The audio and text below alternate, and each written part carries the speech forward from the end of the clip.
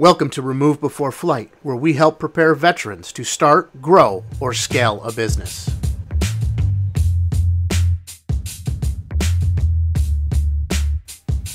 Welcome back, RBF Nation. November already. While most of the country takes a time out one day this month to reflect on our veterans, here at Change Your POV, we've decided to do something a little different. This month, every show on the network will be focused on the unsung heroes. Each of us will be taking the time to interview or introduce you to some of the veterans out there who are making stuff happen and often do not get the recognition. At Remove Before Flight, we're no different. I am proud to bring you an interview this week with a brother from another mother. My guest, I've known for about a year now, and while we have never met in person, we have done a couple video roundtables together. You would think that I've known this person for my entire life. It amazes me sometimes, this bond that we have as veterans. Sitting down with him the other night to conduct this interview ignited another spark in me, one that was much needed. Now, you guys only get to hear a portion of our conversation, but Lawrence and I spent a good 40 plus minutes prior to recording chatting, and another 20 minutes after the interview talking again. It's just bond that you have as veterans. I don't know how to explain it. I mean, I'm sure many of you out there have experienced this yourself. You know, you run into somebody and you just have that connection. You understand their history, you know what they did, and boom, things just click. So, when we first met, it was at a contest that IVMF ran last year. I don't know if some of you may remember it, some of you don't. It was a business plan competition where you submitted a video. We were both selected as finalists and did a roundtable with all of the other finalists and Elvis from IVMF. Over the past year, Lawrence and I have chatted a few times here and there, typically over social media or email, but being on separate coasts of the United States, we have not had the pleasure to meet up in person. Maybe at the next EBV NatCon, we'll get that opportunity. Without further ado, let's get this interview started. Today, I bring you Lawrence Richards, founder of Reflections of Service, where he combines old world craftsmanship with modern technology to make custom, high quality memorabilia for you and your organization. Welcome to Remove Before Flight, and thank you for being a guest, Lawrence. Before we get started, can you give our audience a 30,000-foot overview of who you are in your own words? Yeah, man. My name is Lawrence Richards, and I'm a 20-year Air Force vet that owns my own company called Reflections of Service. And an overview for that is I make stuff. I make stuff that's important to people, physical things. And so because of my military background and because so many, the things that are important to people happen to be symbols of the military and first responders, a lot of my guests are military and first responders. So I make a lot of shadow boxes and flag cases, but then all kinds of other stuff too. So that's my business side. From a family side, I'm married for 16 years now to my beautiful wife, Karen, and we have two boys. They're 14 and 15 years old. And I just feel really grateful that I live this amazing life where I get to just make stuff and make stuff that's important to other people. So. Nice. Now, you mentioned your military service. Can you tell us how that impacted your life and made you who you are today? Yeah. The thing about military service is there's a lot of things it brings that are advantages. And I think most entrepreneurs that are veterans can list off those advantages. There's a lot of discipline that it brings, and there's a lot of energy. And I'll say this, I'm going to come at this question from a little bit of a different direction. I have discovered that there's some things about my military career that make more difficult to be an entrepreneur sometimes. I have to overcome. You have to physically think about. The biggest one for me is failure. So as a military member, failure was not an option. You did everything you could to ensure success in the mission. The mission was the most important thing.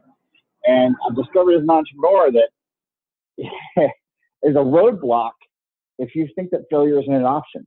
As an entrepreneur, I have to get out there and I got to almost embrace failure. I have to love failure and learn from it, because if I'm not failing as an entrepreneur, I'm not trying. And Absolutely. so, it's kind of a different way, I think, from sort of the standard answer on it. But for me, that's one of the things I look at in my military career. But all the other stuff, of course, is true. I mean, it prepares you for entrepreneurship and just life in general in ways that are indescribable. So yeah, man. Nice. So you mentioned that you make stuff for military and first responders. Where did you come up with the idea for this business? So when I'm retired Air Force, and about 10 years in the Air Force, I had been sort of playing around with woodworking tools and sort of just making things for around the house. And there was a situation where we had a going away gift that had fallen through the cracks. We had a captain that was leaving, and no one had gotten something to go away. And it was like that afternoon, and it was 9 o'clock that morning, and the engravers couldn't do anything. And so my boss knew that I kind of was a woodworker, and he's like, is there any way you can throw together something for this afternoon? So I can go give it a shot. So I went home and I threw this, like, cobbled together this plaque with, printed out stuff on, from just like the computer printer, and I threw it on this thing and brought it in, and everyone just sort of ran and raved about it. And I found that it fed a need I had, not an egotistical need, but I found that, the things that were on that plaque were important to that captain. It captured a moment in his career for him, and it was important to him. And capturing that moment fed something inside me where I was like, I jonesed after. I needed to do that again. And so I started making more and more things for people going away. And they started getting more complicated, and I started using more technology. And I bought a computerized piece of woodworking equipment that would actually route the letters, a CNC router, they call them, and actually make it to where I could, carve into the wood. And from there, it just sort of snowballed. Before I knew it, I was making everything for the unit. And then I was making everything for the group. And when I retired, it was very natural for me to just move into this as a business. Nice. Now, is it just you, or you have employees working with you?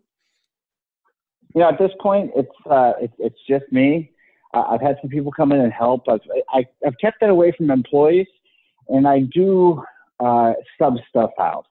So if I've got something, even if it's a little bit out of my reach or out of my scope, when I'm trying to keep things, keep my arms wrapped around things that I can, and know when to push them out when I have to.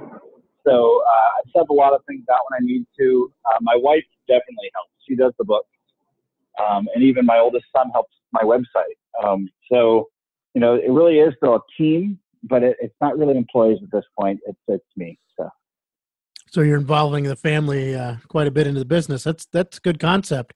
That's a way to not let your entrepreneurship affect your family in a negative way. A lot of entrepreneurs with families end up more or less abandoning those families because they're spending so much time into their business. And here you found a way to bring them into the business to be a part of it. Kind of like that concept. So yeah, and they work for cheap too, man. Yeah, that's a bonus. So a little bit ago, you talked about how in the military we were trained not to accept failure, and how being as an entrepreneur, you've had to learn to embrace failure. What are some of the failures that you've faced, and what have you learned from them? Oh, man. How long is this interview? Since retiring, I've discovered that every day I'm learning. And so I usually actually don't call them failure. I think that's probably the wrong word. It's only a failure if you give up. And so I try to never give up with anything, no matter what. But some of the specific things Number one, the way that I've approached who my customers were is one thing. I discovered that it feeds my soul to build individual things for my customers. For example, right now I'm doing a 23, the sort of 3 foot long, 2 foot tall silhouettes of an airplane. There's individual silhouettes, and they're going to a spouses group on the base so that when their husbands return from a deployment, they're all going to be staked up, right outside the base with their call signs on them and walking them home. And each one of these spouses will decorate this individual silhouette. And it's one of those things where it's like, well, I love doing this. It meets this need that I've got to make something that's important. There's no way I'm charging it. And so I run into that a lot. So that's been a failure point for me as a businessman. But what I've found is that I use those connections. And I use those, sort of that networking I get from doing those jobs for very little or not enough money. And I use those networks to build my B2B business, where I'm building stuff for local businesses. I'm building networking and, building that sort of system in line for me to help other businesses with their needs, whether that's signage. And then that's sort of rolled into government contracts as well, because I've gotten to know some guys that had some pride contracts. And one of the guys that I had a recent contract for was, he just was having a beer in a place that I'd made a sign for, and he loved the sign. And it turned into my biggest contract yet, all because I'd helped somebody out with their sign. So they're not really failures so much as they're just sort of adjustments. I'm finding adjustments, and that's a daily thing. I fire for effect very seldomly. I do a lot of sort of transitioning from thing to thing, trying to figure out what the right path is. And that seems to be working okay so far. Absolutely. I think having a big heart and giving stuff away is a common issue amongst a lot of entrepreneurs. I know myself, I've been guilty of it quite a bit. Almost to the point where, it costs you putting food on your table to help somebody else. But it's nothing like that feeling you get from helping others and that reward that comes back. And as you said, every now and then it comes down the line and it turns into more business because you help somebody else. Yeah, and it's not even just every once in a while. I'll say this. Everything about success and entrepreneurship is about networking. And Absolutely. Everything about networking is people. Yep. It's all people. And so just building those relationships, you can't do it in a bubble. And that's probably the biggest hurdle for a lot of veteran entrepreneurs, is because sometimes we don't do well with people, especially people that aren't us, non-veterans, Yep. And dealing with that world, that's a hurdle. Yes, it is. It's a huge hurdle. So now, you mentioned that you're in B2C, B2B, and B2G. That's quite a bit to be tackling. How do you go about managing? Yeah, that's too much. Yeah. Well, that's one of those failures I was talking about. Yeah. It's from one point it's good because I don't have all my eggs in one basket. I'm not doing any one thing that I'm leaning on completely. From a bad point, it means that I really have to kind of play this dance where I'm bouncing between them as effectively as I can.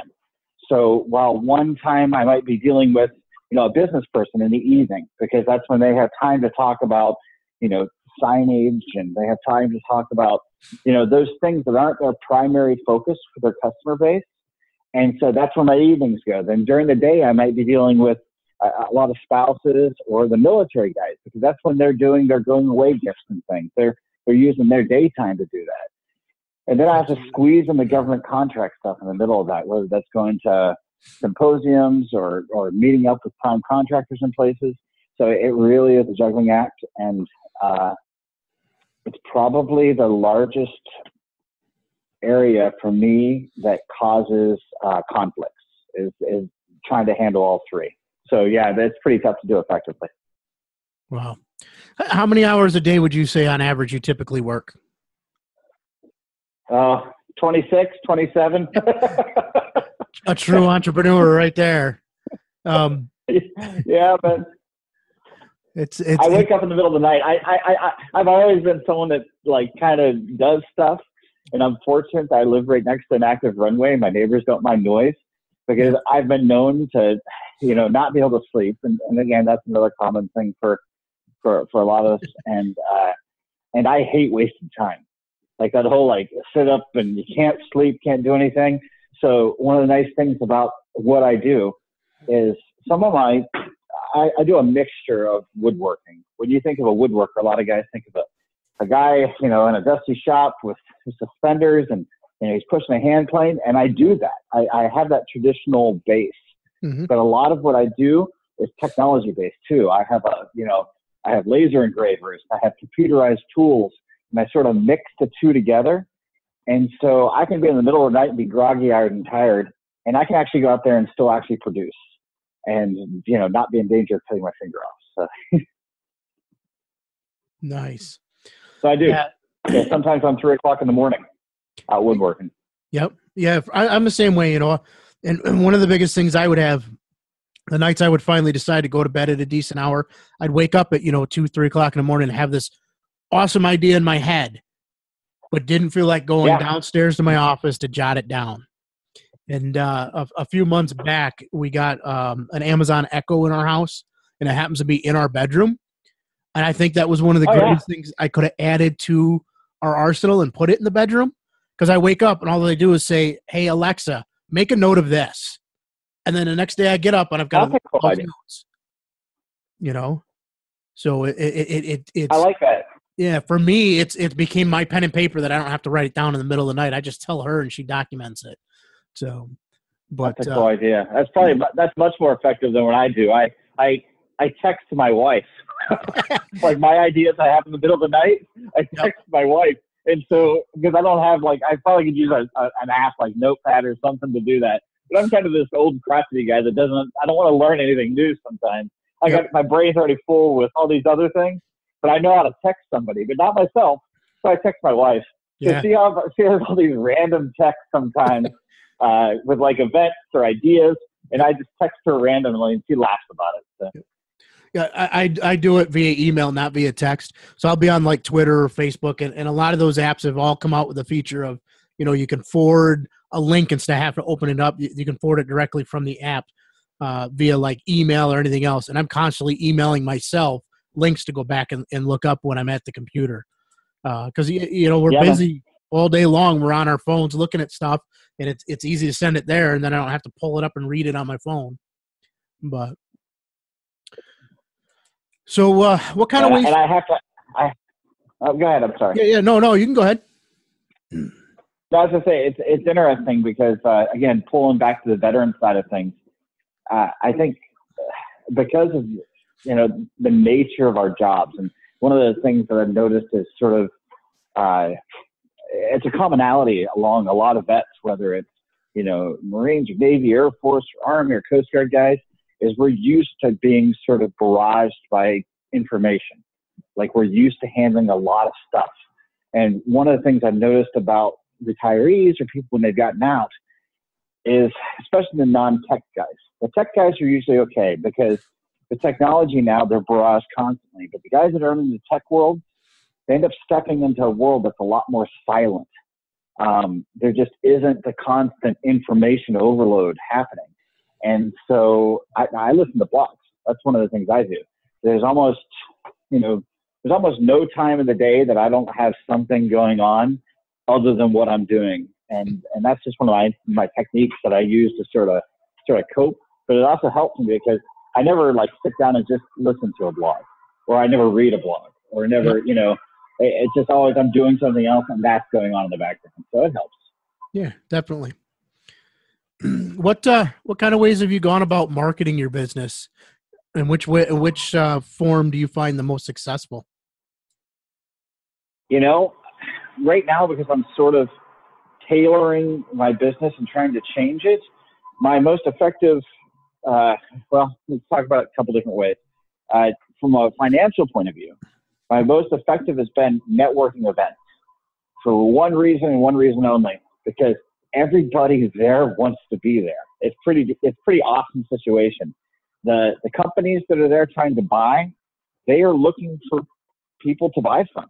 And so they have this vested interest in buying from people. And as a veteran, and I'm a certified service disabled veteran, I'm not sure if you understand how that process works. It's a pretty lengthy process to get this certification, but it helps you with government contracts, and it helps contractors want to use you as a subcontractor. And so I've got the certification. And so even more so, the people that are there, want to talk to me and want to hear about my business. So that, from a monetary point of view, is a really good way of just marketing. And it's using myself. It's cheap. It costs me a day, which, that isn't cheap, but it's monetarily wise, not very high. As far as my B2B, my marketing is all local stuff. Anything that happens outside local areas has been local businessmen moving out of the area and sort of taking my business with them, and that's spreading, which happens with military people quite a bit. So that's been kind of cool. And then my marketing to my customers has almost all been word of mouth marketing. A little bit of Facebook, but so because I'm hitting all three of those areas, that's why I kind of wanted to tell you the most effective way I had for each of those. I think that's the important point to this, is no matter what you're doing as an entrepreneur, you have to be willing to look at different methods of marketing and go with the more effective ones for you that's getting the result you want. I mean, it might not mean a lot of business to me sometimes, but all the time, that's not exactly what I'm looking for. I'm not looking for instant business. I can get that all the time. I'm looking for the right kind of business. Absolutely. Too many people are quick to want to make that quick buck and not make it a lasting dollar that keeps paying over and over again. So, yeah. So now I know from our past experiences that you were part of EBV. Have you done any other training programs, and can you reflect a little bit on how EBV may have played a part into making your business a success? Yeah, I cannot gush on enough about how the EBV affected me personally and my business. I'm a graduate of the 2015 UConn EBV class. So it's been a couple of years now since I went. Before that, I'd done some very low-key sort of entrepreneurship stuff. For example, I've done Boots to Business, which is another IBMF program, the Institute for Veterans and Military Families. I've done Boots to Business, I think a couple times, actually. Nice. And then I've done some entrepreneurship stuff at the local level with my library. And that's been a really key resource. I think I mentioned it before to you. A key resource for me as an entrepreneur was understanding my world. I live in the Puget Sound area in Northwest Washington State. So a lot of the veteran entrepreneurship avenues that are available are East Coast. They're in Syracuse, they're in Connecticut, they're in Atlanta. The West Coast is a little bit low on that. So I actually just started reaching out to all the other entrepreneurs, because let's face it, the Seattle area here is filled with entrepreneurship. There's not a lot of veteran entrepreneurship. And I've gone to several entrepreneurship events in Seattle itself.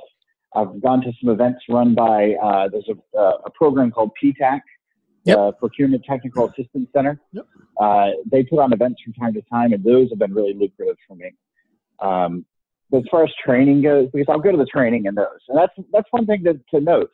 Don't, as an entrepreneur, overlook some of these sort of handshake networking events, because they almost always have like sit-down sessions.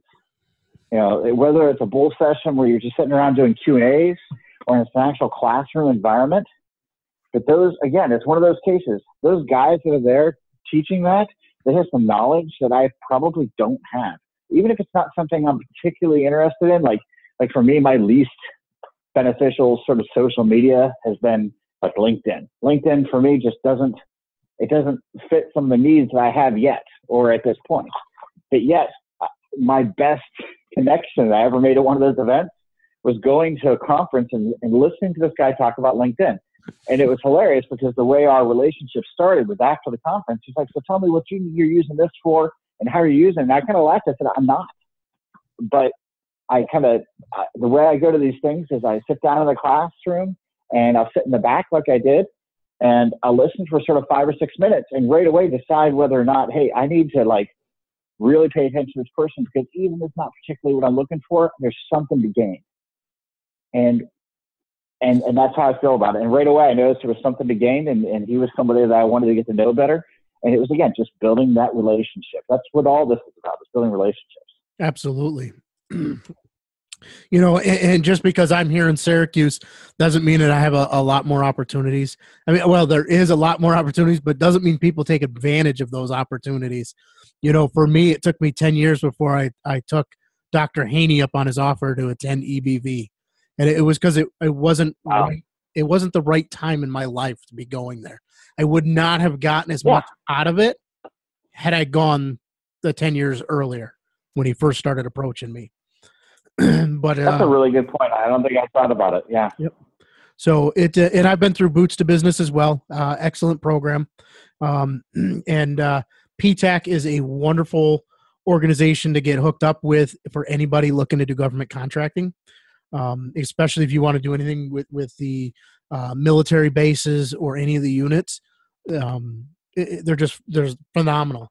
The officer that used to go ahead. No, I was going to say, or even areas that you don't think you're going to get into. I got a contract on a local Indian reservation all through my PTAC.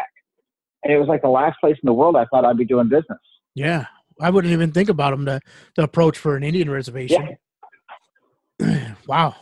Yeah, I know that, the PTAC unit that was up at Fort Drum, which is about an hour north of Syracuse here, the guy that ran that is now running the SBA here in Syracuse. And the funny thing is, he's putting on Boots to Business this month as we speak. He's got flyers out there for a class coming up.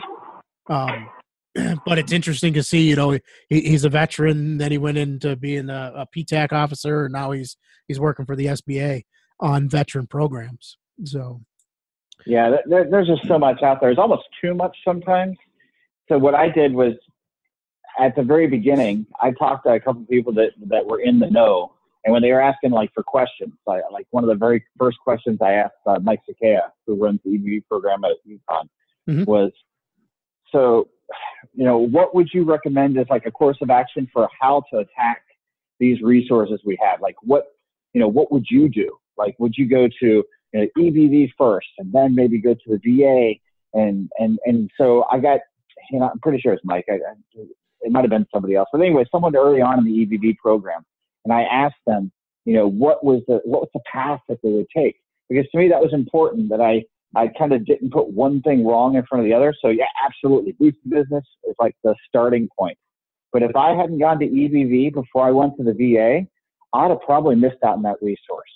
Yep. Because I would have approached the VA differently. Yep. But because I had some knowledge from the EBV and some knowledge from Boots to Business, I was able to vector my approach to the VA in a way that I'm actually in my 11th month right now of the VOC rehab program with them. But that helps fund a pretty significant part of my business. Nice. It's great stories like that I love to hear. There's a similar one that I heard from a photographer out in Michigan, that the VOC rehab program helped him quite a bit in getting his business going. So, yeah, I mean, there's a lot of money, and it's out there, and it's cheaper for them to set up your business, even though it sounds like a lot of money. From a total numbers point of view, it's less expensive for them to spend, in my case, almost $30,000 on equipment than it is to send someone to school for something that they're not going to use. Absolutely. So while we're on this topic, let's shift it a little bit and talk about mentorship. How much has that played a role in where you're at today with your business? Oh man, it's everything for me on both sides of the coin.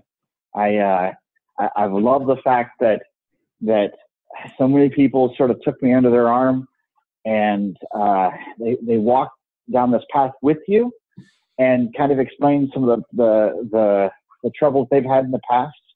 That to me, that's a big part of mentorship, and then their successes. so you can feed off those successes and learn from the mistakes. And then recently, as I've grown, to be able to sort of give back a little bit, I did, recommend someone for an EBV program, and they got accepted into it. And he's here local, a good friend. And it really charged up his business. I've been helping him with his business plan and mentoring him along the way. And some other people I've done that with. And it's just a charge both ways.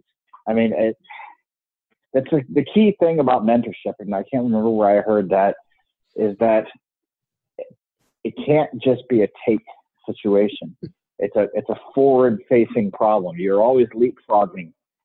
You're being a mentor and you're being mentored.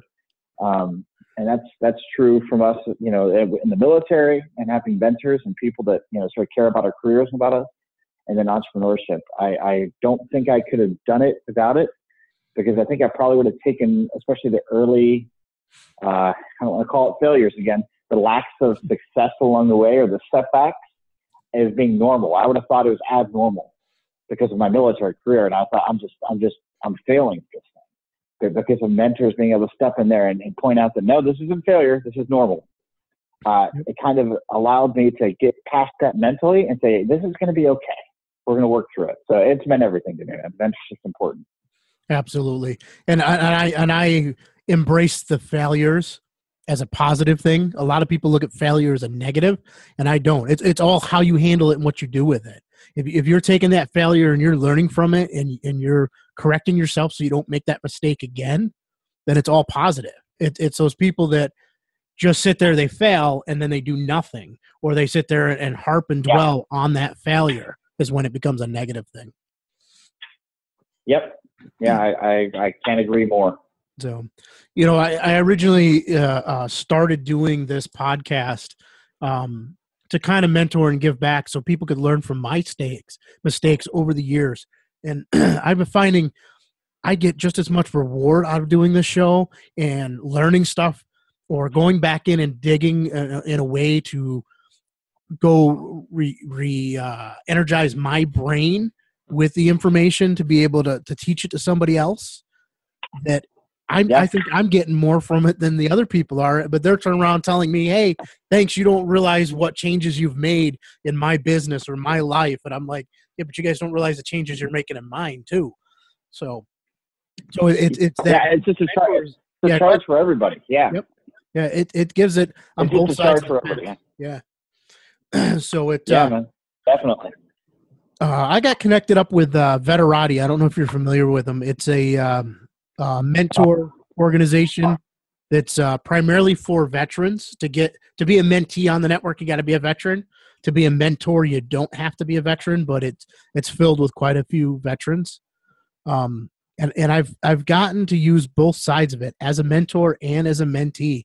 And I absolutely love it.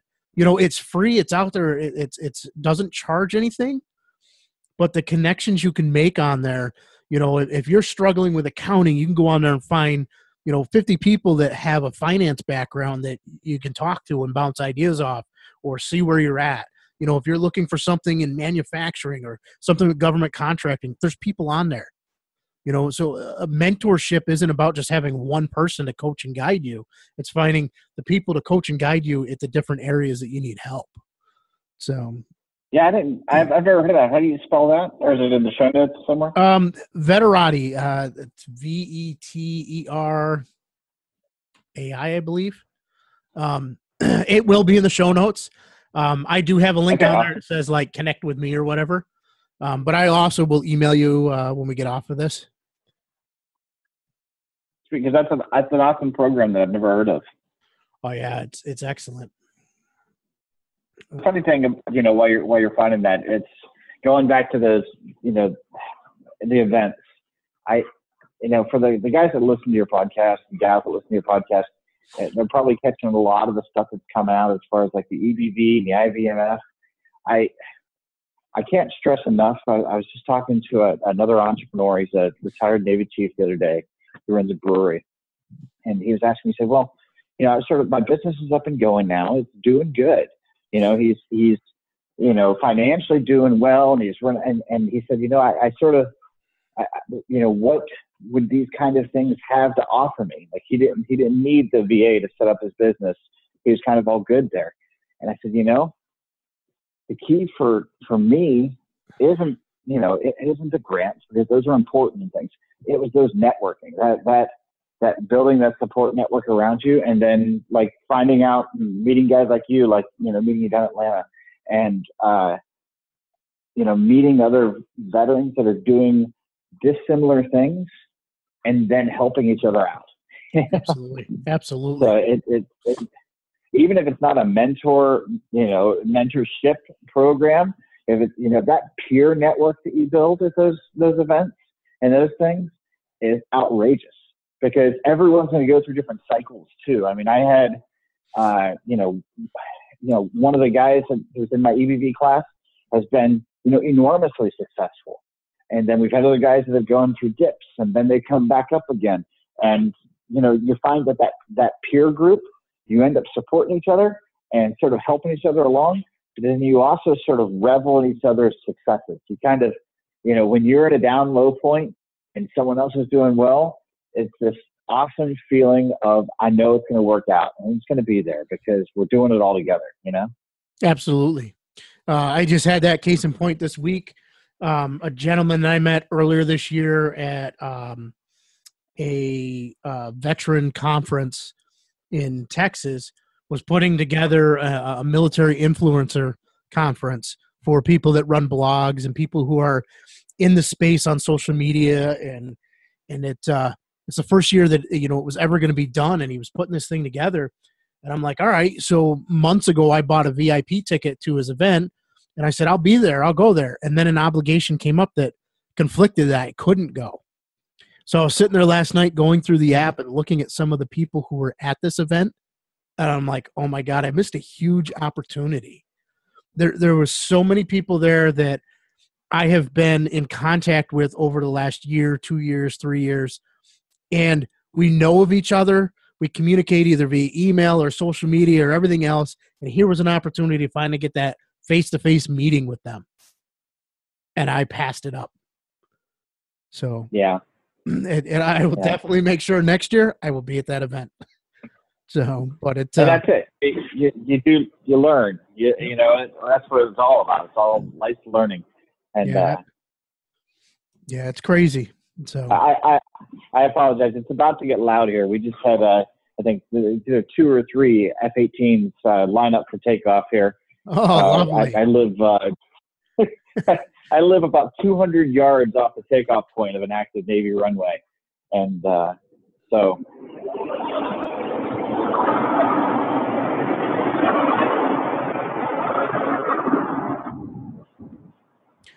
We'll give those who miss that sound and hearing it every day the chance to enjoy it. It's actually really awesome, and it makes me smile. I must admit though, so we get about 5,000 sorties a year off of this runway. So after the first few thousand, maybe I don't sound quite so big, but it's not every day, and it's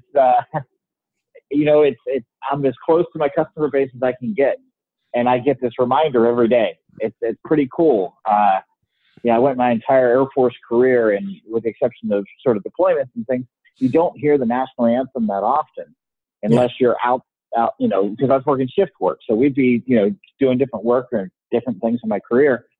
And I found it funny because when I retired, my family and I took this trip around the country. We just traveled for a year and saw our beautiful country for a year.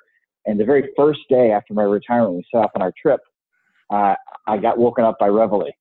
And I was, and I thought it was hilarious. So I got woke up by Reveille, the first day of my retirement. And then now living where I'm living, every single day I get to hear the national anthem. Every single day I get to have that moment of reflection and sort of patriotic reflection. And it's kind of cool. I'm not going to lie. So even if you don't live by a military base, find one of those things. And for us as vets, whether you did 30 years or you did 2 years, find that thing that kind of drove you to step forward and raise your right hand and remind yourself of that, because it's only like 3% of the country that ever puts on the uniform, even for a day. And Absolutely. so that kind of puts us in a little bit of a different group.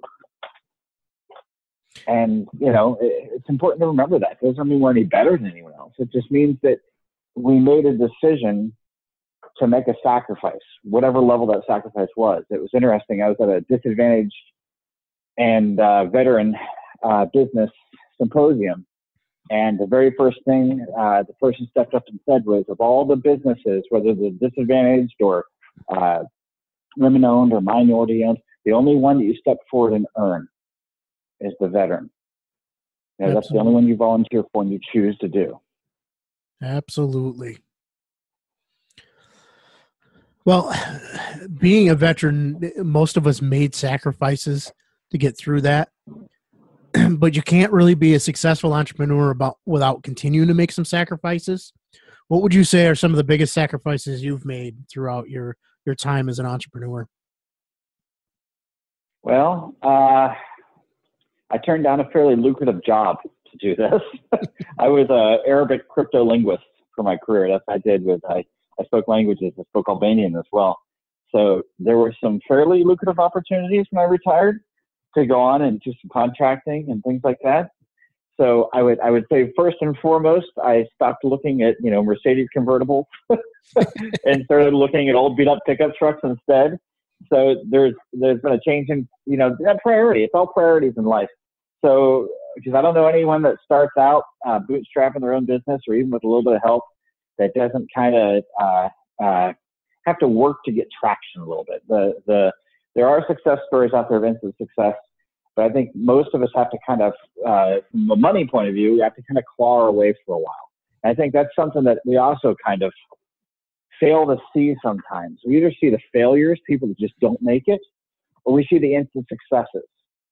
And it's kind of like, I think, American politics. We might seem really divided, but I think the majority of us, majority of people are just not quite as vocal. And I think that happens with entrepreneurship too. The majority of people are having the same sort of shared experience.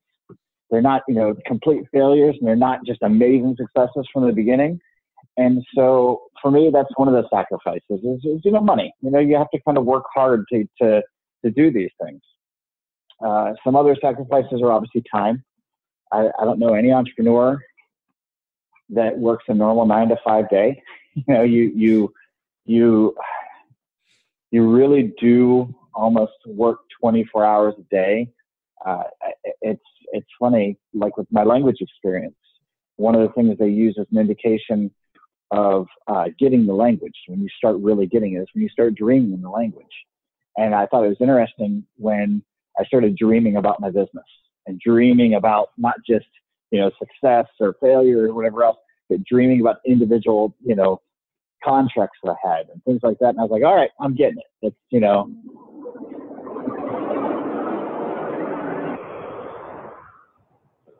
Yeah, absolutely. It amazes me that the people that come up and say, "Oh, you're an entrepreneur, so you're lazy, you don't want to work." I'm like, "Are you kidding me? You have no idea. It's twice as hard to be an entrepreneur for half the pay that I can go working for somebody else." Oh, you're making half? Wow, you're awesome. On a good day.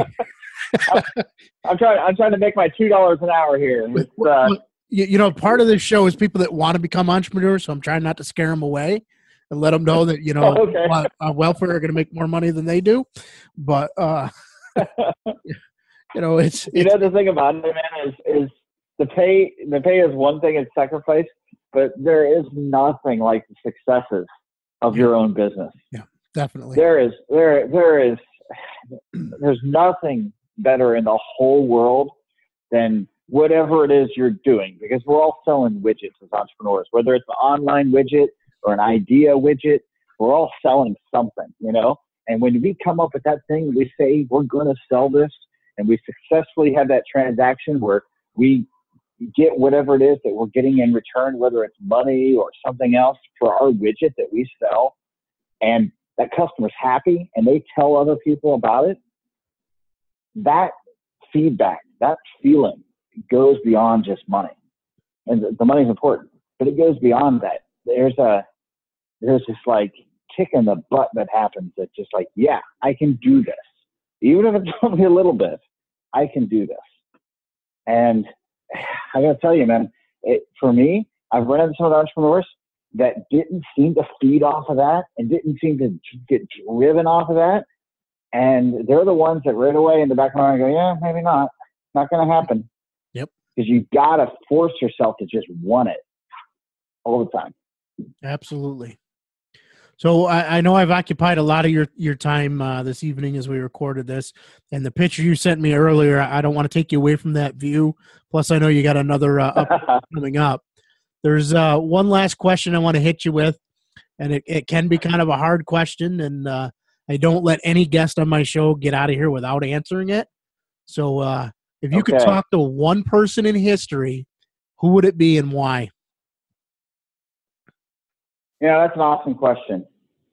I think for me, I'm gonna failboat your question, just so you know, because I'm gonna give a couple people, because I do think about this often, believe it or not.